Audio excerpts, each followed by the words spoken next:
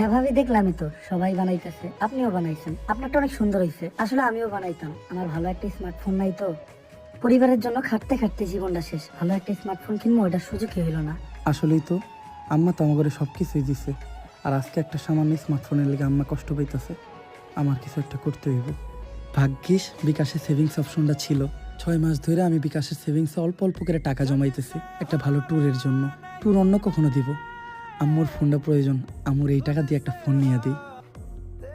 মা, এই যে তোমার স্মার্টফোন। বাইচা থাক বাবা।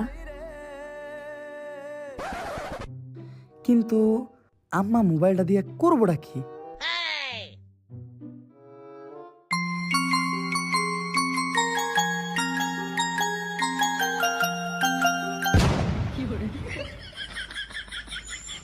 ট্রেন্ডিং ভিডিওটা বানাইতেছিলাম আর কি।